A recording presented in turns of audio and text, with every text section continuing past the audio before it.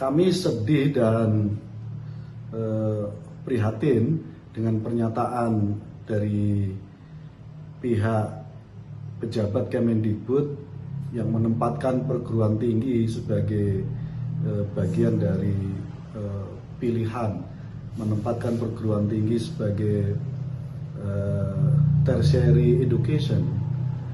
Saya kira ini semakin menebalkan asumsi publik bahwa orang yang tidak mampu, orang yang miskin memang tidak boleh untuk kuliah.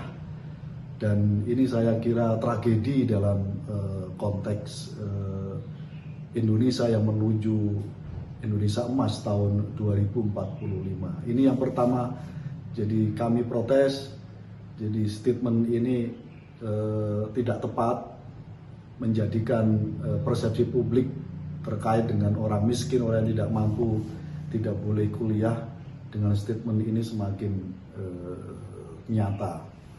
Yang kedua, pada saat yang sama saya kira statement ini dimunculkan untuk merespon terkait dengan protes mahasiswa di seluruh kampus di seluruh Indonesia terkait dengan kenaikan UKT.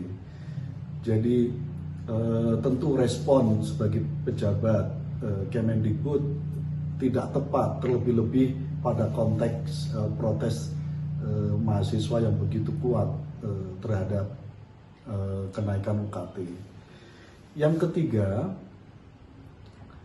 kita tahu persis bahwa partisipasi kasar kita untuk perguruan tinggi masih sangat rendah, di angka 31,45%, jauh dibanding dengan tetangga kita di Malaysia sudah mencapai 45,3%. Dengan Thailand pun kita jauh, mereka sudah mencapai 49 angka partisipasi pasar masuk ke perguruan tinggi. Bahkan kalau di Singapura sudah mendekati 91% partisipasi kasar untuk masuk ke perguruan tinggi.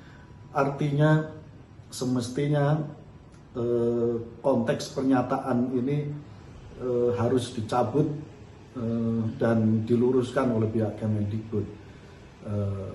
Belum lagi kita ngomongin soal bagaimana memanfaatkan bonus demografi, bagaimana kita memanfaatkan supaya lonjakan bonus demografi ini produktif.